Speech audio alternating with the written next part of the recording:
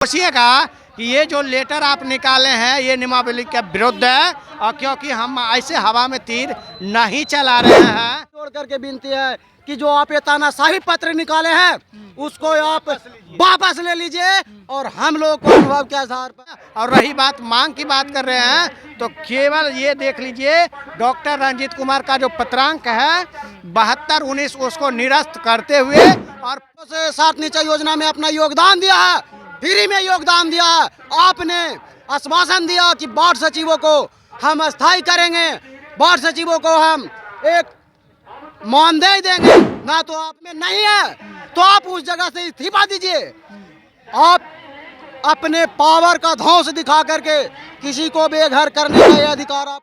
नमस्कार, आप देख रहे हैं उम्मीद भारत। मैं हूं वकील कुमार बादल। देखिए अभी गर्दनी बाग में मौजूद है और गर्दनी बाग में आए दिन आपने देखा होगा कि धरना के लिए जगह सुनिश्चित किया गया है। देखिए धरना के जगह पे एक और भी लोग यहाँ पे देखेंगे, बीटेड सीटेड वाले और तरह तरह के लोग जो है उनका मांग है, इनके लिए जगह बनाया गया है। लेकिन देखिए आप वो कैमरामैन से बोलूँगा थोड़ा सा दिखाएंगे जगह को। देखिए वार्ड सचिव संघ बिहार, मतलब कि इसके पहले मैंने आपको दिखाया था वार्ड सदस्य के लोग बैठे हुए थे, वार्ड सचिव के लोग, क्योंकि मुखिया नहीं बैठेंगे। मुखिया जी का यहाँ बैठना को काम नहीं, मुखिया जी का ऊपर वाली फंड है। क्योंकि बिहार सरकार में साहब बात करें तो मुखिया जी का 2500 सैलरी है, लेकिन 2500 का अगर साइकिल पर घूमते तो बहुत बड़ी बात होती है, लेकिन 25 लाख के स्कॉर्पियो घूमते हैं। लेकिन वार्ड सचिव वाले कहाँ बैठेंगे, कहाँ क्या करेंगे, यही समझ में नहीं आता। तो क्या इनकी मांग है, यही हम जानने का प्रयास करेंगे। क्या मांग है आप लोगों का, ये बताइए। सबसे पहले तो आपके यूवी न्यूज़ को बहुत धन्यवाद, जो कि हम वार्ड सचिवों के आवाज़ को सरकार तक पहुंचाने का काम कर रहे हैं। हम वार्ड सचिवों का मांग बस एक छोटा सा मांग है, जो कि आज 4 वर्षों से हम लोग मांगते हुए आ रहे हैं। हम लोग 4 वर्ष से काम करते आ रहे हैं, हम लोग अनुभवी हो चुके हैं और कहीं पे नियमावली में नहीं है कि वार्ड सचिव को हटा करके दूसरे वार्ड सचिव को लाया जाए। आप एक तानाशाही पत्र निकाले जिसका पत्रांक संख्या है 7219, उसमें आपने साफ दर्शा दिया कि WIMC के गठन के साथ साथ वार्ड सचिवों का भी गठन दोबारा किया जाए। तो सचिव किसका चुनाव होता है, सचिव का किसका चयन होता है बार बार? मुखिया का सचिव का चयन होता है, मुखिया का सचिव अस्थायी रहता है, सरपंच का सचिव अस्थायी रहता है, प्रधानमंत्री का सचिव अस्थायी रहता है, मुख्यमंत्री का सचिव अस्थायी रहता है। तो हम लोगों का मांग यही है कि सचिव का जो आप चयन दोबारा का जो जिक्र किए हैं, आप सिर्फ उस शब्द को हटा दीजिए।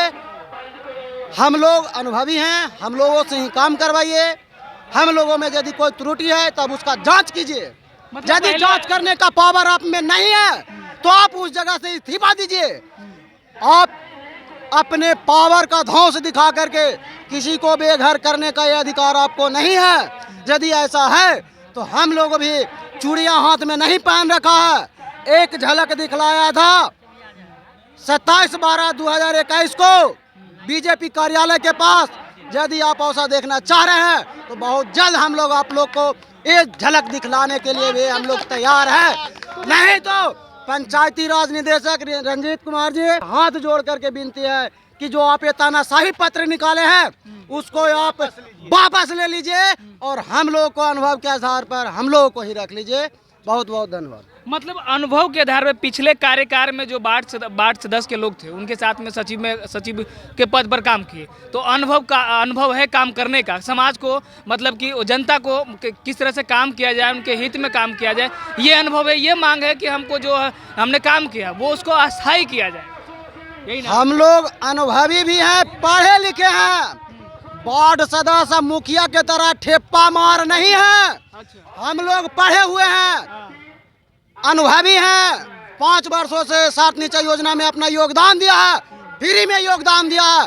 आपने आश्वासन दिया कि वार्ड सचिवों को हम अस्थायी करेंगे, वार्ड सचिवों को हम एक मानदेय देंगे, ना तो आपने 5 साल का भी मानदेय दिया, ना तो हम लोगों को अस्थायी करने का काम किया, ऊपर से हम लोगों को हटाने का एक पत्र निकाल दिए। तो हम आपको स्पष्ट बता देना चाहते हैं कि यदि आप झलक देखना चाहते हैं तो हम लोग एक झांकी दिखा दिए हैं।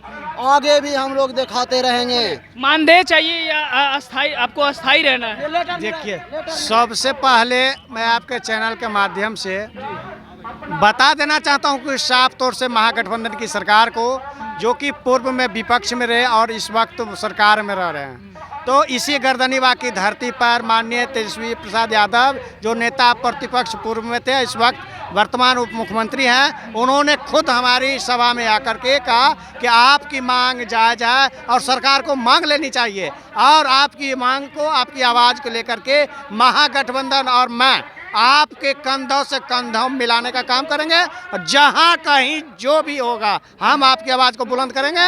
अगर हमारी सरकार आती है तो आप लोगों की मांग को पूरा करेंगे। उसी का शब्द को दोहराने के लिए आए हैं। और रही बात मांग की बात कर रहे हैं, तो केवल ये देख लीजिए, डॉक्टर रंजीत कुमार का जो पत्रांक है 7219, उसको निरस्त करते हुए और पुराने ही वार्ड सभा सचिवों को अनुभव एवं कार्यकुशलता के आधार पर रखा जाए। बस मैं ये कहना चाहता हूँ। स्टेटमेंट है जी, मेरा लिखित स्टेटमेंट है। हाँ, ये देखिए मेरे पास हर एक चीज़ है। कैमरामैन से कहेंगे तो हमारा सारा फाइल को देखा जाए। मैं ऐसे नहीं हवा में तीर चला रहे हैं, उसका लेटर भी है हमारे पास। ऐसे हवा में नहीं चला रहे हैं तीर। देखिए हमारे पास गजट है, इसमें भी कहीं नहीं जिक्र है कि